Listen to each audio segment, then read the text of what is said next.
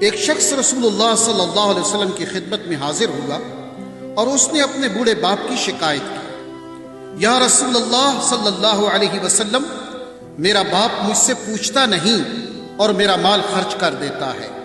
آپ صلی اللہ علیہ وسلم نے اس کے باپ کو بلوایا۔ جب اس کو پتہ چلا کہ میرے بیٹے نے رسول اللہ صلی اللہ علیہ وسلم سے میری شکایت کی ہے تو وہ دل میں رنجیدہ ہوا اور انتہائی دکھی ہوا، اور اسی کیفیت میں رسول اللہ صلی اللہ علیہ وسلم کی بارگاہ میں حاضری کے لیے چل پڑا۔ چونکہ عرب کی گھٹی میں شاعری تھی تو راستے میں دل میں کچھ اشعار پڑھتے ہوئے پہنچا۔ ادھر دربار رسالت معاب صلی اللہ علیہ وسلم میں پہنچنے سے پہلے سیدنا جبریل علیہ السلام آپ صلی اللہ علیہ وسلم کی خدمت میں حاضر ہوئے اور عرض کیا، یا رسول اللہ صلی اللہ علیہ وسلم، اللہ تعالیٰ نے فرمایا ہے کہ اس کا معاملہ بعد میں سنیے گا، پہلے اس سے وہ اشعار سنیں جو یہ دل میں کہتا ہوا آ رہا تھا۔ جب وہ حاضر ہوا تو آپ صلی اللہ علیہ وسلم نے فرمایا، تمہارا معاملہ بعد میں سنا جائے گا، پہلے وہ اشعار سناؤ جو تم دل میں کہتے ہوئے آ رہے تھے۔ وہ آخر صحابی رسول تھا، یہ سن کر رونے لگا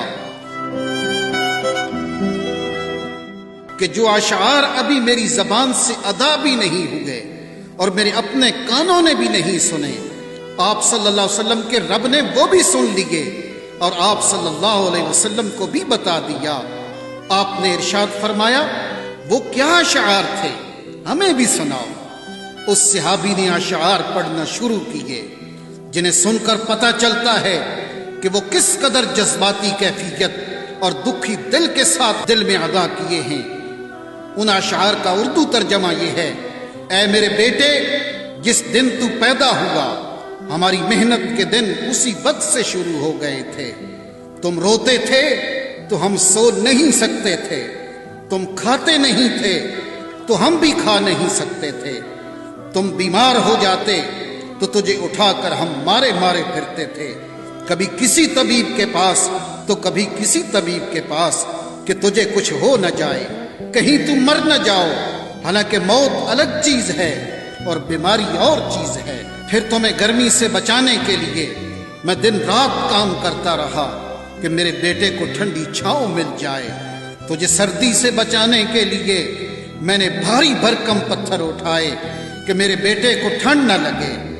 جو کچھ کمایا تیرے لیے کمایا، جو کچھ بچایا تیرے لیے بچایا، تیری جوانی کے خواب دیکھنے کے لیے میں نے نہ سردی کی پرواہ کی اور نہ گرمی کی، دن رات اتنی محنت کی کہ اب میری ہڈیاں کمزور ہو گئی ہیں اور تم کڑیل جوان بن گئے ہو۔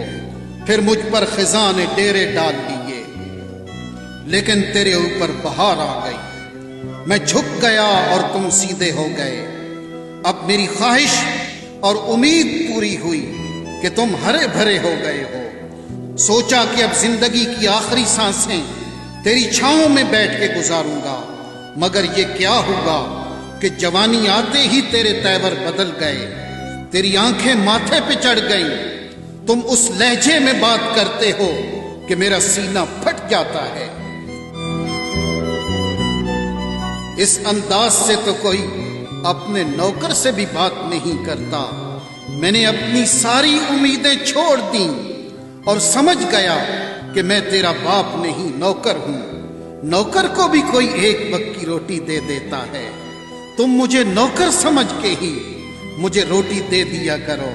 یہ اشعار سناتے سناتے بوڑھے باپ کی نظر جب رسول اللہ کے چہرے انور پہ پڑی تو دیکھا کہ آپ صلی اللہ علیہ وسلم اتنا روئے کہ آپ کی داڑھی مبارک تر ہو گئی۔ آپ صلی اللہ علیہ وسلم جلال میں اٹھے، اس کے بیٹے کو سختی کے ساتھ فرمایا، انت ومالک لابیک، تم اور تمہارا سب کچھ تیرے باپ کا ہے۔